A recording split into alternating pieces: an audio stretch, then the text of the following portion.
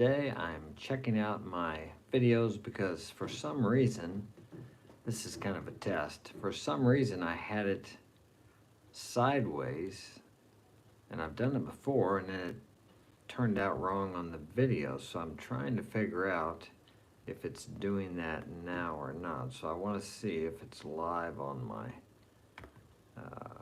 how it's coming on my computer, so I can tell if I got it right or I have to turn the camera straight up and down.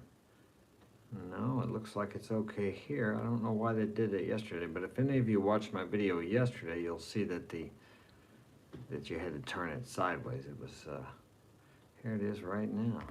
Oh, the thumbnail's good. Let's see what the video. Yeah, okay. All right, so we're good. So let's go with this. So today what we're going to do is the gospel for men. As you can see, I'm a little skint up. I was boxing with my son yesterday, and that's another topic I'd like to speak on before we get to the gospel for men. I'm actually taking this after John, Modern Life Dating. He does a Sunday sermon, so I thought that was a good idea. The Bible's got a lot of good wisdom in it. Whether you're a believer or not, it doesn't matter. If you just look at it from a, what do they call it, what's the word that Christians use that is, it's not analytical, it's secular. Look at it from a secular point of view, regardless of your beliefs in God. There's a lot of wisdom in there for daily living. But back to the skinned up here, I got a few marks on my face. I was working out with my son Henry. I hadn't sparred for over a year. Last time I sparred was with my son Frank.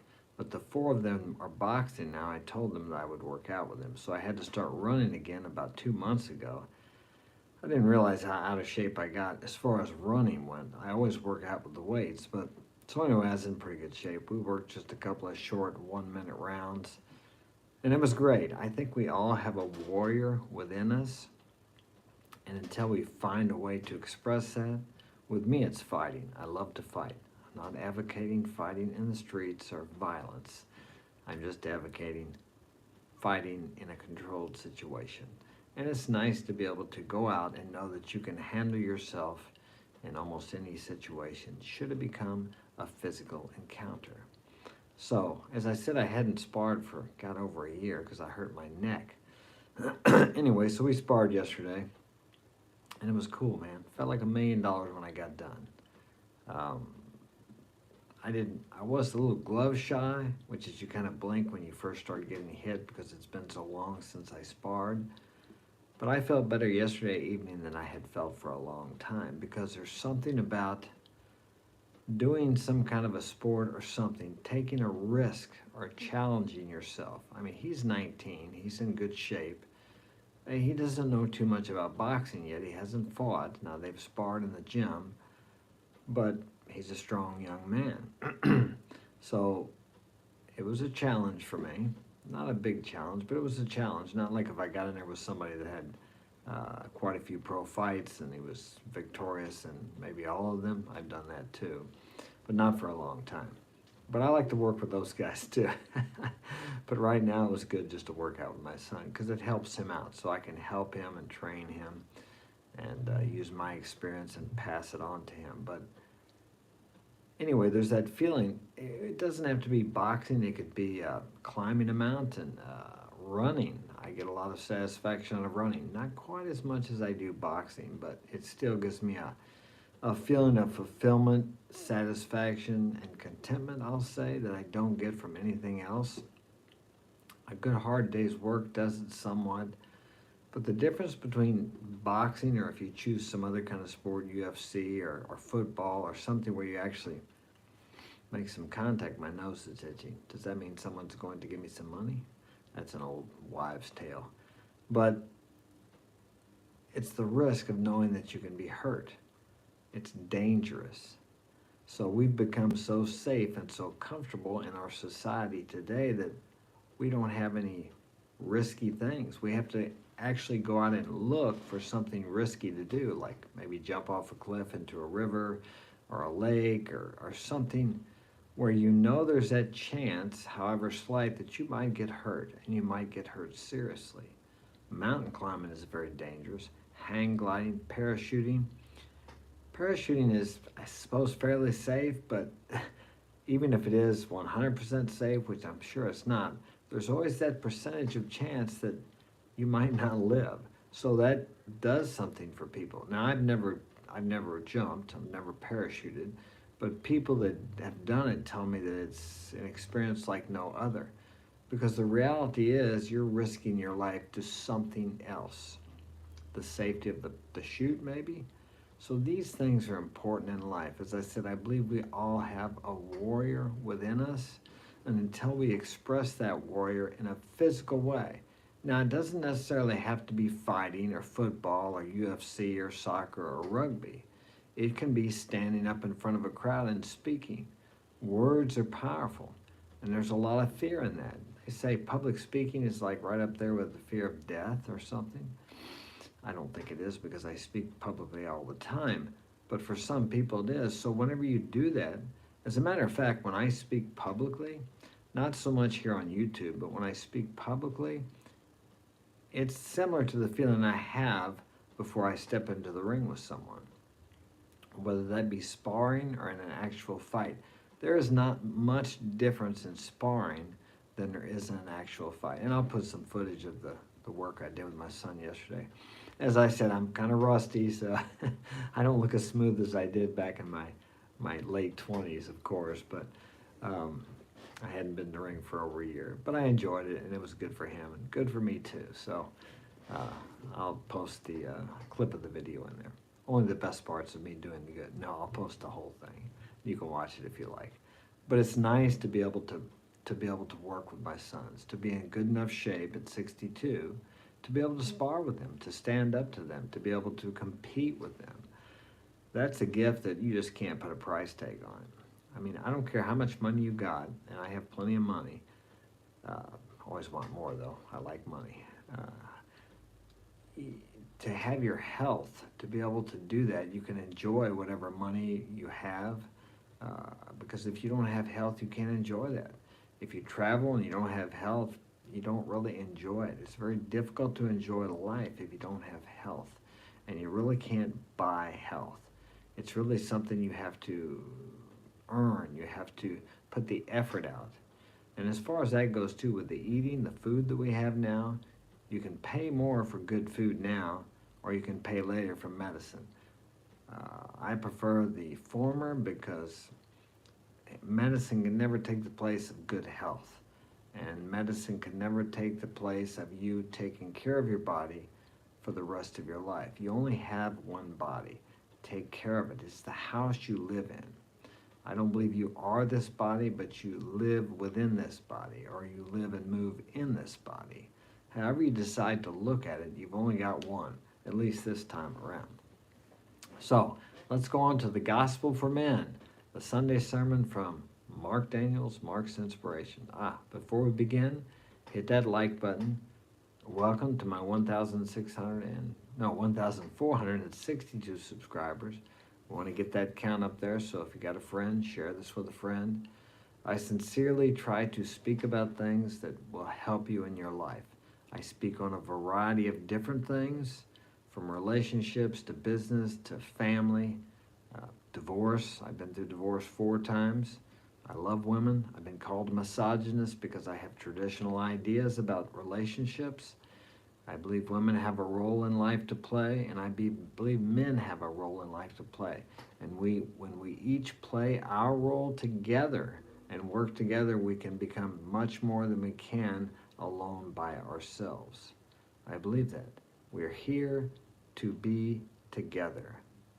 And we have a lot of division between men and women, and that need not be the case. But without further ado, a little more further ado, check out my Instagram at marksinspiration.com, my website, that was my website there, marksinspiration.com. Instagram is Mark's Inspiration. But if you'd like to get my help personally, I have half off on consulting in the month of September. So check that out. If you'd like to get my help, I'd be glad to help you. If I can. If I can't, we'll just say, I won't charge you, okay? I'll leave that up to you. So, here we go. I gotta shut this off. Let me see. Did I get it off? Yeah, it's off. Okay. So, where am I at? The Gospel. The Gospel of John. Seek ye first the kingdom of God and his righteousness, and all of these things will be added unto you. Now, I look at that in a metaphysical sense, or spiritual if you like, however you decide to look at that.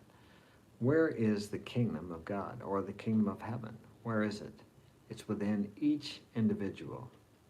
You are the king of your mind, of this kingdom within you. And whatever you allow to go on in there will manifest itself in your outer world, in your world of experience. So it's really up to you. You can create your world. Now it amazes me how many people know that every action is preceded by a thought, but yet they allow themselves to be influenced by the agenda of people outside of themselves. News, TV, social media, constantly pouring in messages of their agenda into your mind.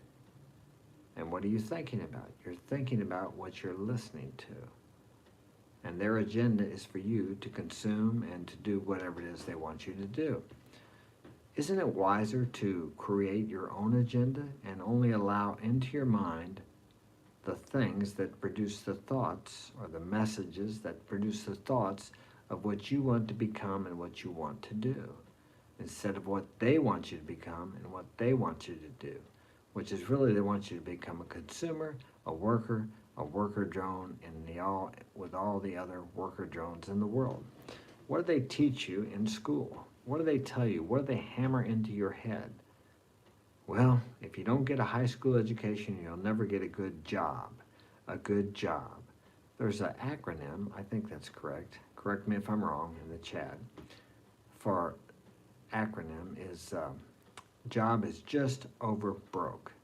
Now, I know people that have good jobs and make a hell of a lot more money than I do, and they're happy. So that doesn't mean every job. But the point is, they're telling you and they're programming you when you're young that if you don't finish high school, if you don't take the type of education that the system offers, you're never going to amount to anything.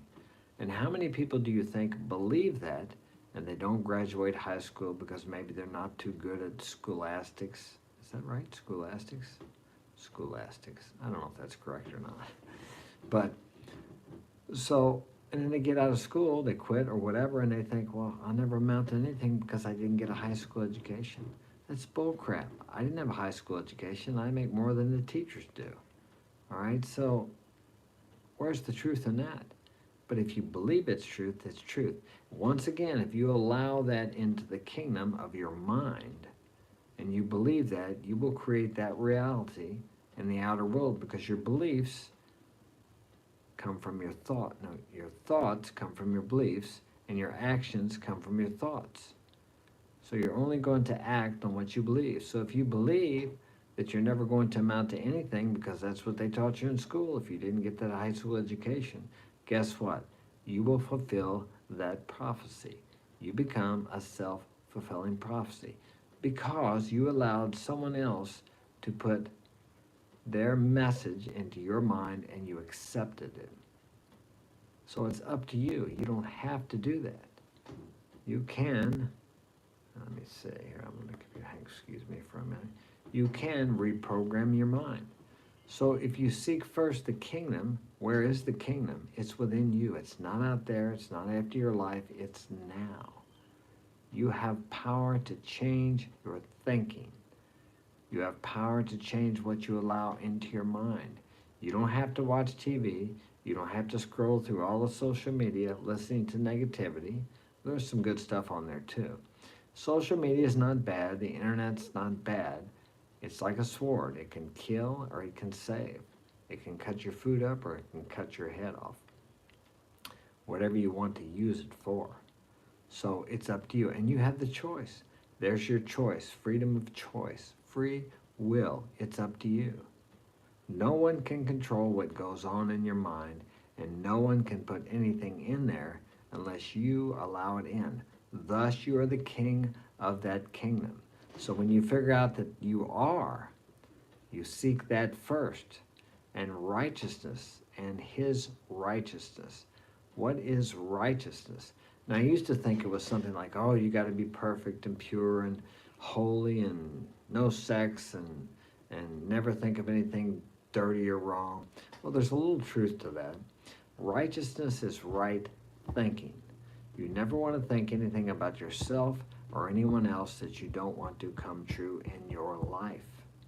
It's like having a resentment against someone else. If you have resentment or anger towards someone else and you're thinking bad thoughts about them, or you want something bad to happen to them, or something bad does happen to them, and you're happy, you just as well be thinking about that towards you, because that person is an extension of you. And when you want bad things to happen to him, it's coming right back on you sometime down the road. It poisons your mind and thus messes up the operation of your desires in your kingdom, the kingdom in your mind. So right thinking is nothing more than looking for the good in everything and everybody, especially in those people that piss you off or don't do what you want them to do. Especially those people. Those are the thoughts about those people that will poison you and stop you from achieving the life you desire. Very important. So when you seek first the kingdom, where's that at? It's the kingdom of your mind, within you, your spirit, your soul, your essence. And his righteousness, right thinking. You have to keep everything clean. Look for the good, the beauty. I have a note on the wall. Focus on the love and the beauty and the great. Now, the media constantly spews out negativity. I think instead of calling it the news, we should call it negativity. But it's called the news. It wasn't like that when I was young. We had 6 o'clock and 10 o'clock news, a half an hour, and they reported mostly just the facts with no drama. But what you have to realize, what is the news doing for you? Is it making your life better? You have to be informed. Why do you have to be informed? During the last 2 years of this situation, this health situation we had, I didn't watch the news. Occasionally I would watch a clip on YouTube, and then to my regret later I would wish I didn't watch it. I didn't need to know about that. As far as I know, my 6 kids and I, we never were affected health-wise by any of it. Maybe we did, maybe we were, maybe we weren't. None of us got real ill. We had the normal sniffles and colds and stuff, but other than that, we were fine. So maybe that had something to do with just not participating in the world drama. Now, I had friends that I was told, I had a friend that passed on, that I was told that he passed on from the crisis, but how do I know that? I'm not a physician, I'm not a biologist, I'm not a virologist, a doctor. I was told that, but he was in very poor health. And a friend of mine's mother passed away. She was 97. So how do you want to view that? How do you want to perceive those things? Now, as today I look around me and I see many people who have supposedly gotten the thing that people were worried about for over 2 years, and they seem fine. They're all pretty healthy, and it doesn't seem to affect them whatsoever. So you can take that for what it's worth. But I choose to view the whole thing as no big deal. So in my life, it was no big deal. And as far as the people that passed away, I definitely have compassion for their families and the people that took the recommended cure, and some of them had bad effects. I hate that too. I hate to see that happen. I didn't go along with the mainstream move to get everyone, how do I say, immune.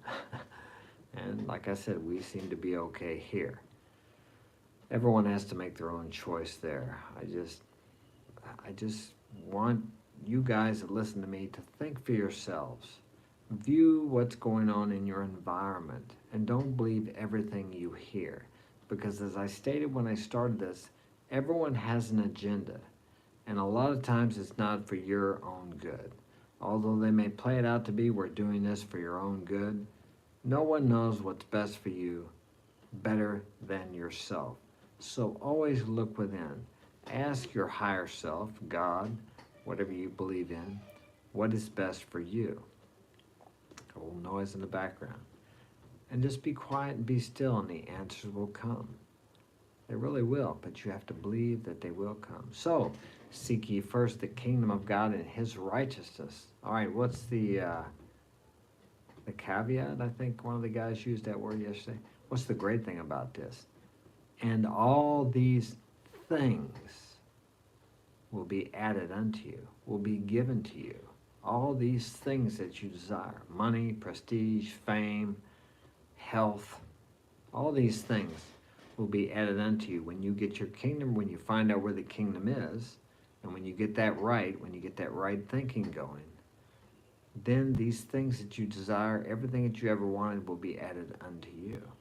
Here's how it works in my life. If I go out there trying to make money, really just working and focusing on making money, earning money, investing, getting more money to come in, it just kind of starts running away from me. But when I get up every day and ask how I can serve humanity or serve God, however you want to view it, and put my life on the service plane, all these things are added unto me. And keep my thinking pure and clean the best I can. It's difficult to do. I see things going on every day that I don't like. But nothing, absolutely nothing happens in this world by mistake. How many times in your life, I know in my life, has something happened or things out there? For example, I'll go back to the health crisis the last couple of years. Those were the best 2 years financially in my life that I ever had. Now, when that first started, I had 2 big jobs. I didn't have contracts. No, I didn't have contracts signed on them because I very seldom ever use a contract. But they were 2 jobs worth, I don't know, $30,000, $40,000. Pretty big job in my industry. Okay, so I was a little afraid, and I thought, I better go get a deposit on that. Now, I was afraid because all this crap was starting. I didn't do that because that would have been acting on fear. I just let it ride like I always do. They gave me their word. They wanted to do the job, and everything worked out okay. We did it. They worked out great. So I actually had the best year financially that I ever had that year, and the second year of that deal too, when many people were losing their businesses and their jobs. And I hate that for them too, but it just so happened that for me that didn't work out that way. But then I did not view this whole situation like many people did.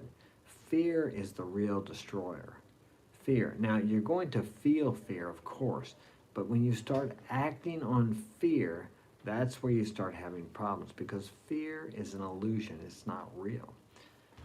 What is it? I've had many troubles in my life, and most of them never ever came to pass.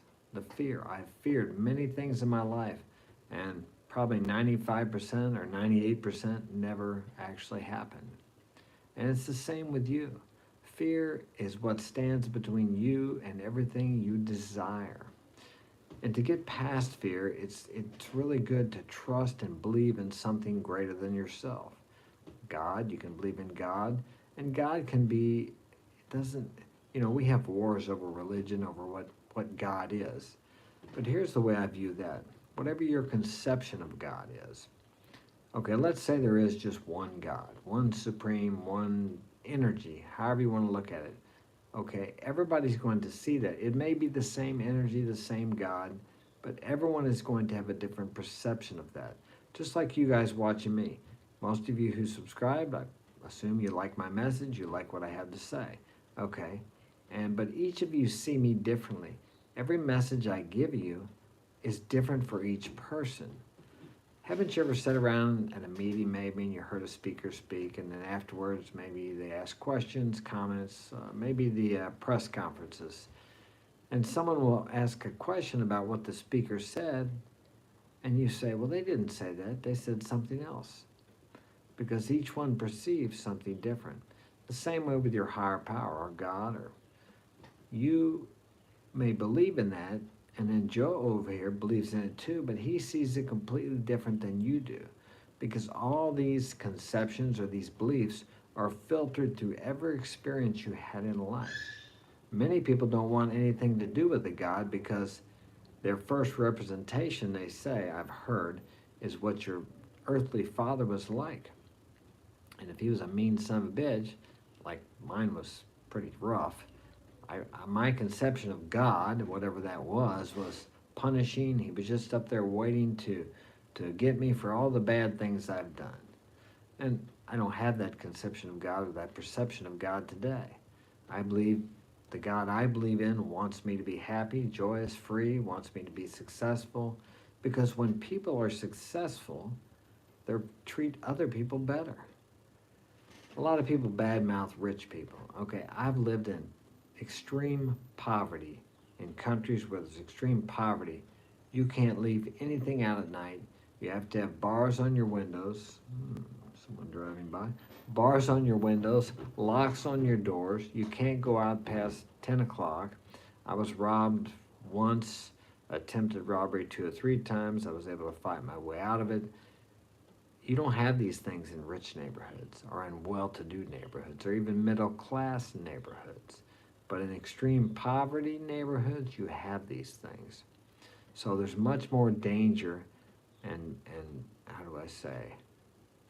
Well, there's much more danger in poverty than there are in riches. But I think many times people badmouth rich people because, well, here's one here. Well, I may not be rich, but at least I'm honest.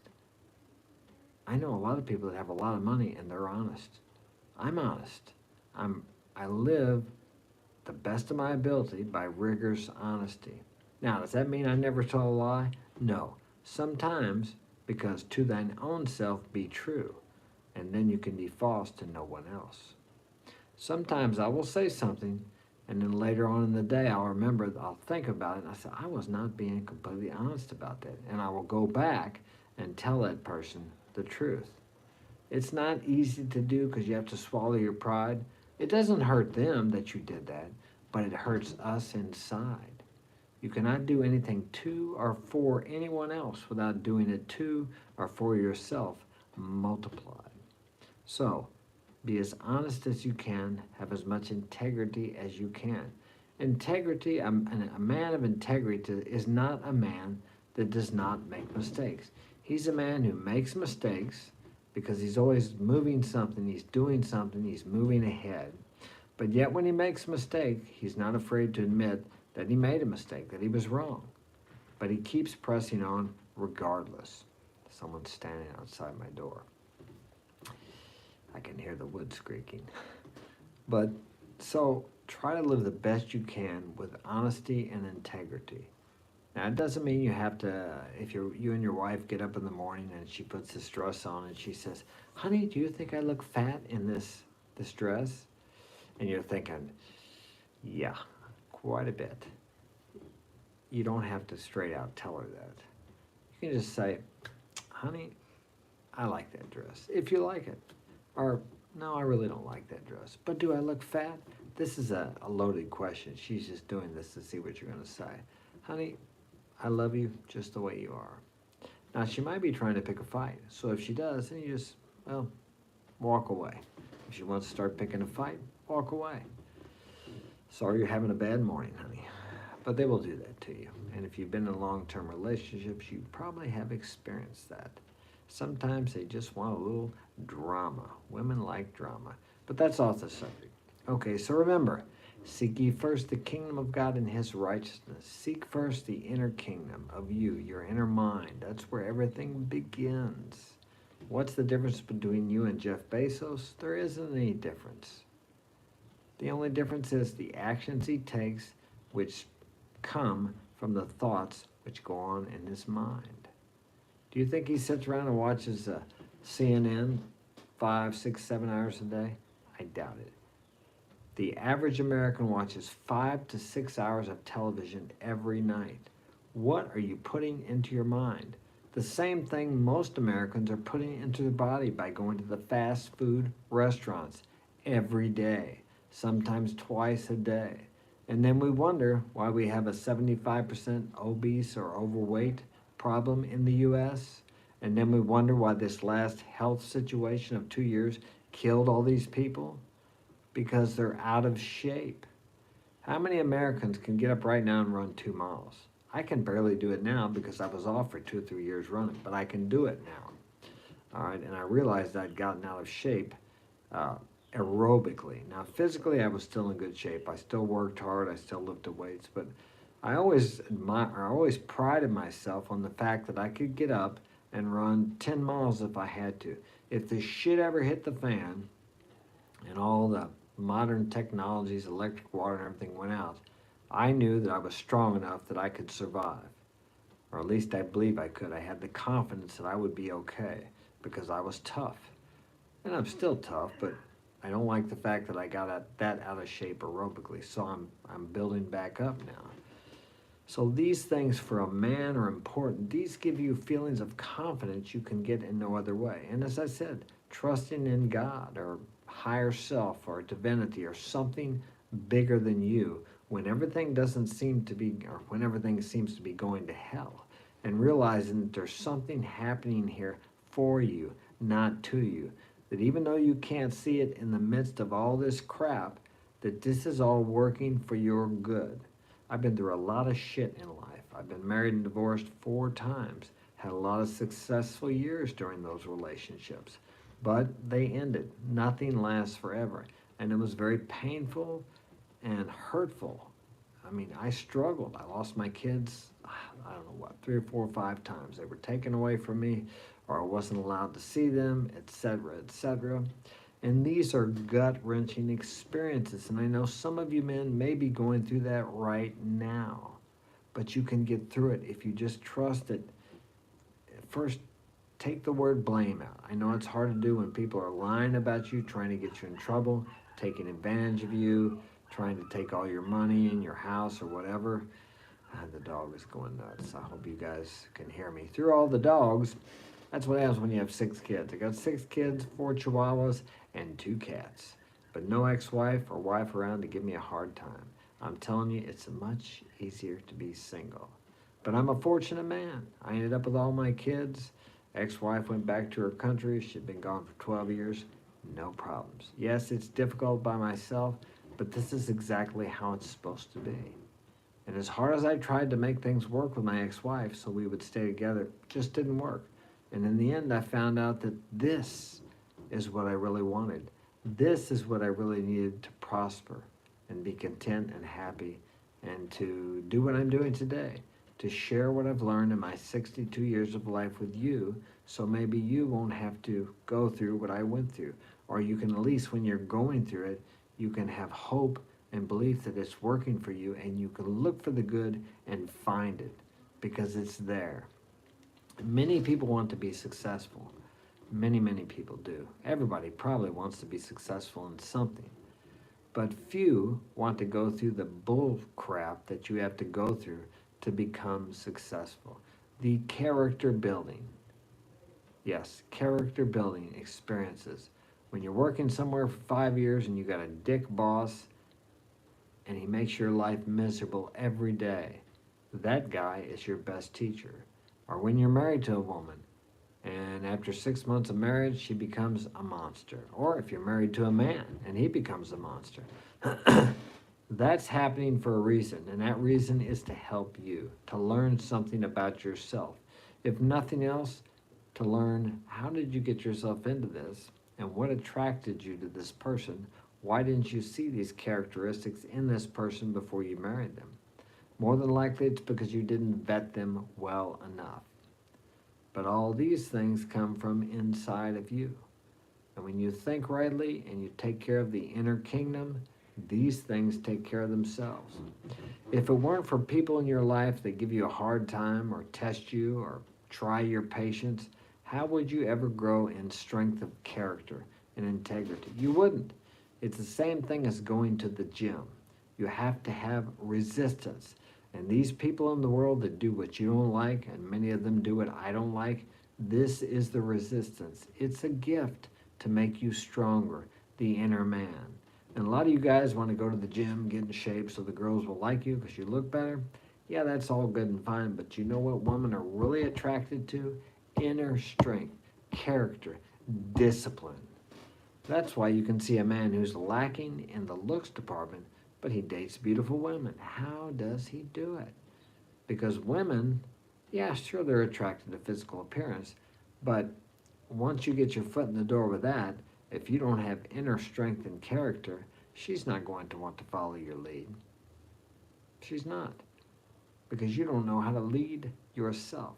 So all these difficult, trying experiences in your life, these build up your inner man, your inner character. Your inner game becomes better. You become a better person, a stronger man. All right, so I got to end this. I got to go work out. I wasn't going to talk this long, but I did. So hope this has been of value to you. Share it with a friend. Like I said, like and subscribe. And take care. Have a great day. And I will see you later as soon as I figure out how to shut this off. There it is right there. And I will see you tomorrow.